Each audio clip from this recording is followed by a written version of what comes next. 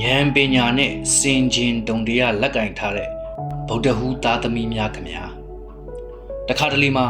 ကျွန်တော်တို့ဘလောက်ပဲကြိုးစားအစင်မပြေတာမျိုးတွေကြုံဘူးကြမှာပါအဲ့ဒါဟာအချိန်အခါနဲ့ကံစားတာအားနည်းနေလို့ပဲဖြစ်ပါတယ်မင်္ဂလာပါကံလန်းညွန်ဘေဒင်ပညာရက်ဆိုင်ရာရိပ်မြုံမှကြိုးဆိုပါတယ်ဒီနေ့မှာတော့2026ခုနှစ်ဖေဖော်ဝါရီလ4ရက်နေ့ကနေစတင်မဲ့တပတ်တာအတွင်းမှာဗုဒ္ဓဟူသားသမီးတွေရဲ့ဘဝကံကြမ္မာဟာဘလို့လှဲ့ကွက်တွေရှိနေမလဲဘလို့အခွင့်အလမ်းတွေပေါ်လာမလဲဆိုတာကိုအသေးစိတ်ဟောကြားပေးသွားမှာပါမိမိရဲ့ကံစားတာကိုအကောင်းဆုံးအသုံးချနိုင်ဖို့အဆုံးအထိနားဆင်ပေးကြပါဦးဗျာစီးပွားရေးနဲ့ငွေကြေးကံမှာတော့ဗုဒ္ဓဟူသားသမီးတွေအတွက်ဒီအပတ်ဟာစကားပြောအောင်မြင်မဲ့အပတ်လို့ဆိုရပါမယ်လုပ်ငန်းရှင်များအနေနဲ့စကားပြောဆိုပြီးအပေးအယူလုပ်ရတဲ့အကျိုးဆောင်လုပ်ငန်းတွေရောင်းဝယ်ရေးလုပ်ငန်းတွေမှာမထင်မှတ်ထားတဲ့အကျိုးအမြတ်တွေရရှိပါလိမ့်မယ်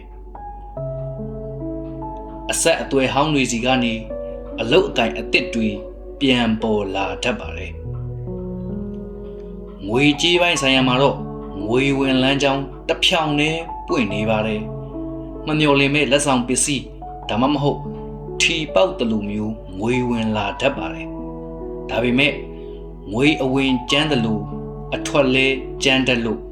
အစီအစဉ်တကျသုံးဆွဲဖို့လိုအပ်ပါတယ်အခြေရေးနဲ့အိမ်အောင်ရေးမှာတော့လူမျိုးအပြူများအနေနဲ့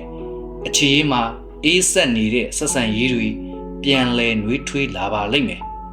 မိမိကိုတကယ်ချစ်မြတ်နိုးတဲ့သူနဲ့စုံတွေ့ရမယ့်ကံထူးနေပါတယ်အိမ်အောင်တွေများအတွက်အိမ်အောင်ဘက်ရဲ့အကူအညီကြောင့်မိမိရဲ့အခက်အခဲတစ်ခုကို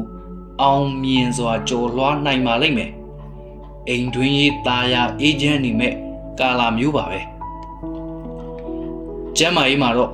ရာသီဥတုအကူအပြောင်းကြောင့်အေးမိနှာစီးခြင်းနဲ့လဲချောင်းနာခြင်းများဖြစ်တတ်ပါတယ်ဒါကြောင့်မို့လို့အေးစာတွေကိုရှောင်ကျဉ်ပေးပါလူမှုရေးပိုင်းမှာတော့မိတ်ဆွေအသစ်တွေတိုးပွားလာပါလိမ့်မယ်လူမှုရေးနယ်ပယ်မှာမိမိရဲ့နာမည်ဂုဏ်သတင်းတက်လာမဲ့အချိန်ဖြစ်ပါတယ်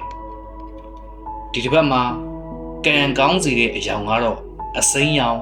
ရွက်နှုရောင်ဖြစ်ပါတယ်ကံကောင်းစေတဲ့ကဏ္ဍကတော့4 6 9ရရအတွက်ကတော့ဗုဒ္ဓဟူးနေ့မနက်ပိုင်းမှာဖះမှာရွက်လှ18ညွန့်လှူဒန်းပြီးမိမိဖြစ်ကျင်သောဆန္ဒကိုလေးနက်နက်ဆူတောင်းပါတက်နိုင်ပါကငှက်စာကြွေးခြင်းဖြင့်ကုသိုလ်ပြုပါဘဝရဲ့အောင်မြင်မှုဆိုတာကံစားတာကိုသိရှိပြီးမှန်ကန်တဲ့အားထုတ်မှုနဲ့ပေါင်းစပ်မှရရှိတာပါအခုဟောကြားပေးခဲ့တဲ့လမ်းညွှန်ချက်တွေကဆရာရဲ့ဗုဒ္ဓဟူသားသမီးပရိသတ်တွေအတွက်အကျိုးရှိမယ်လို့ယုံကြည်ပါတယ်မိမိရဲ့ကံကြမ္မာကိုအပတ်စဉ်မလွတ်တမ်းသိရှိနိုင်ဖို့ဒီကံလန်းညွှန် channel ကိုအခုပဲ subscribe လုပ်ထားကြဖို့ဖိတ်ခေါ်လိုက်ပါတယ်ဒီဗီဒီယိုလေးကဆရာအတွက်တင်မကပဲတခြားသောဗုဒ္ဓဟူသားသမီးတွေအတွက်ပါ